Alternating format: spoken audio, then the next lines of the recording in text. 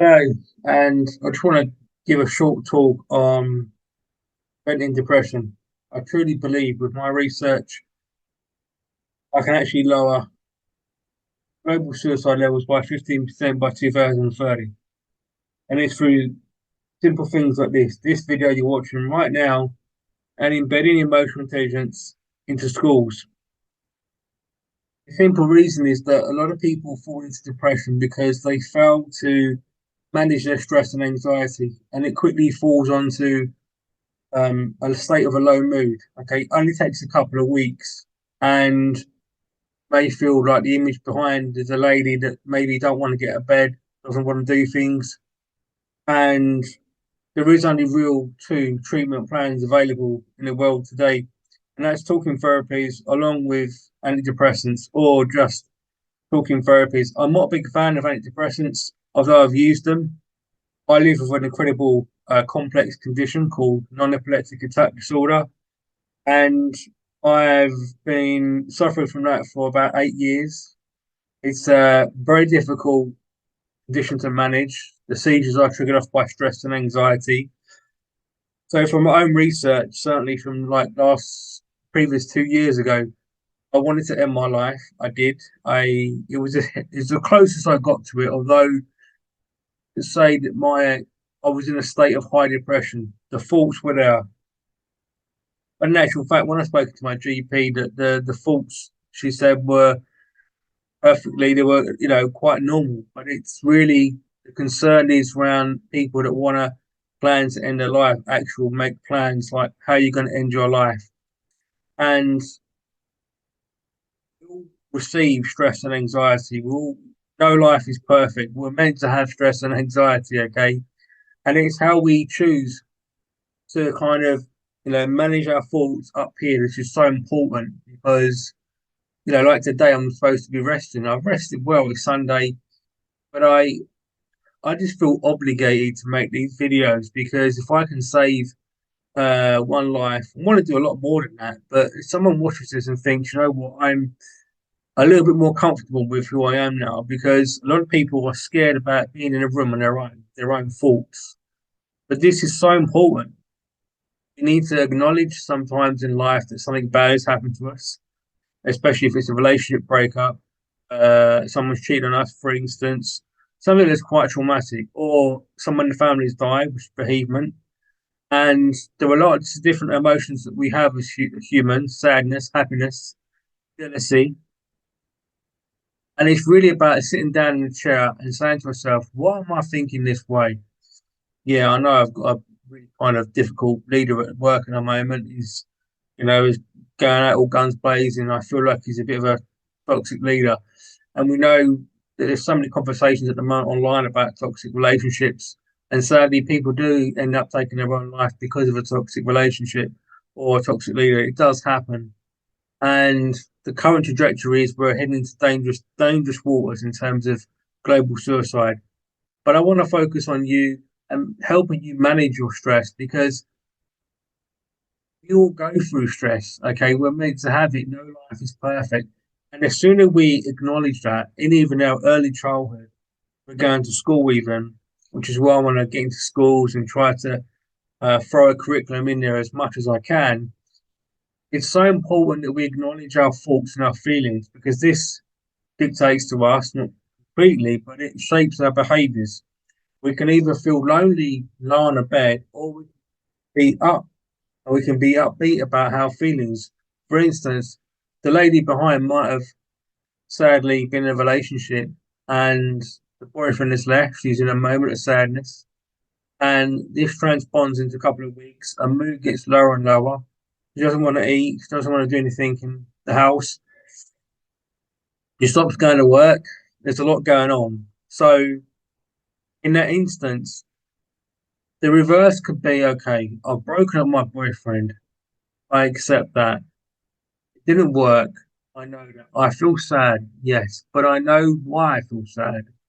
So by acknowledging that in just that sentence, your brain won't completely shift into high gear, into mental well-being, into happiness, but it will be able to put it into perspective. And for that, we can avoid the barriers of depression because need to acknowledge in our lives that things do happen to us and how we process it in a clear and thoughtful manner. And it's not about going to see a psychiatrist, a psychologist, and throwing all their problems to them. Yes, they will help you unlock the self realization, but you can do that yourself. And that's what my research celebrates. It's about you empowerment. It's saying to yourself, you know what? Hmm, I know how I feel now. Yeah, I wasn't in a good state of mind yesterday, but I've adjusted my mindset today and I feel better because I've relaxed. I've got a new week. I'm taking one day at a time. I'm eating well. I'm sleeping well. I still feel that sadness inside my stomach about missing my partner. But you know what? It didn't work out. And both were at fault for different things, but I need to move on with my life.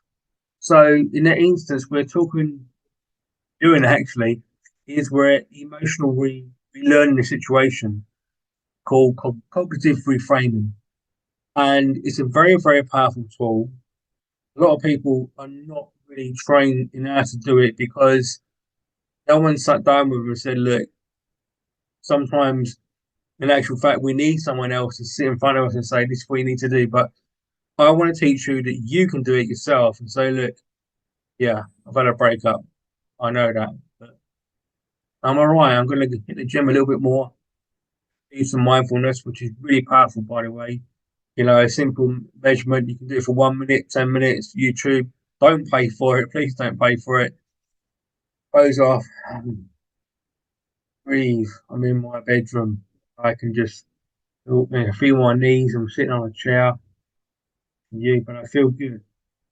And breathe and use that. Mindfulness is so powerful because brains we have now, the age that we're living at, cost of living crisis, and especially here in the UK where a lot of people's mortgages are going up, it's frightening times and people are stressed. They can't sleep at night. And there's so many more people who are going to be at risk of depression from now until the years, way years ahead, until we start getting and teaching emotional intelligence at scale, we're going to see suicide and depression levels go up. So I'm here to teach you how to manage those fears and be real with yourself because sometimes in life we can't control the outside events. I can't control the price of your mortgage as much as you can't. But if you be real with the situation and it might still worry you, but if you acknowledge where that worry is coming from, you'll be probably 50%, even 70% less stress and more real with it. So it doesn't mean that you're going to ignore it because you're being real with yourself and your thoughts. If you feel tired because you can't sleep at night because of your bills, that's not a good place to be. And although you might not be able to get more money coming in to pay those bills, be real with that and say, well, okay, I can't control these bills, they're coming up. Let me just try and sit down and breathe. My health is at risk here. And for some of you, it's scary because you've got families. But I want you to acknowledge the fact that your mental well-being, your mental fitness, is so much more important because we can't get to deal with the biggest problems in the world and more so in our personal lives without good mental fitness. So it's important for you, like if you're training for a run or even just going to the gym regularly, you need to work on your mental fitness every single day. And the best way that I found from my own lived experience is by getting up every single day, spending 5 or 10 minutes with my thoughts, and number one, also being thankful about the things that I do have. Lots of people in this world are raising their arms up and saying we want more money, but they forget, and I have sympathy for them and empathy, but I have more empathy for those people that don't have running water, that are living on less than $5 a day, which is two-thirds of the world.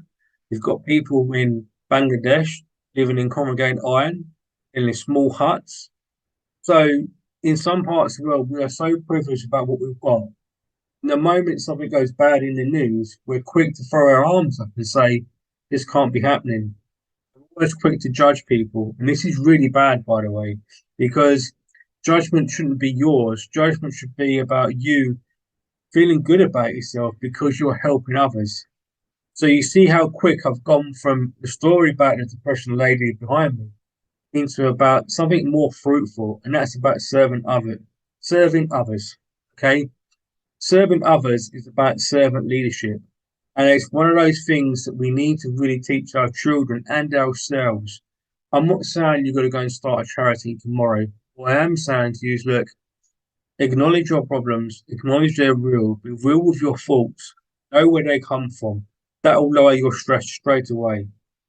Won't eradicate your problems. I can't do that for you as much as you can't. By being real with those things that are in your head and putting them out and even writing them down, even doing a video like I'm doing here, you ain't got to put it on social media.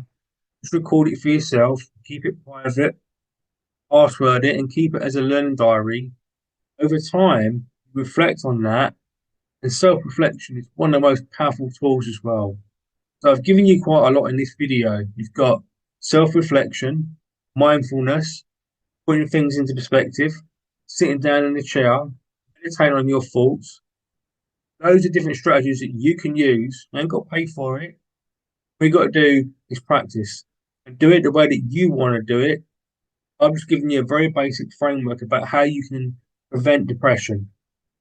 So I'll end the video here, and I hope that you have a good weekend, the rest of it at least. And I hope and I do sincerely pray as a born again Christian that I absolutely can lower global suicide, because it saddens my heart when people choose to end their life. And it happens more in 15 to 29-year-olds. And I would say that if they had emotional intelligence training, which is what I'm offering to everybody in the world for all my videos and my delivery, they would avoid depression in some cases, more often not completely, because they would know how to deal with their stress and anxiety and manage it. Thank you so much for watching this video. If you like any parts of this video, share it with someone you think it needs it, or share it in your network. Thank you so much. I bid you good day. Take care. Bye for now.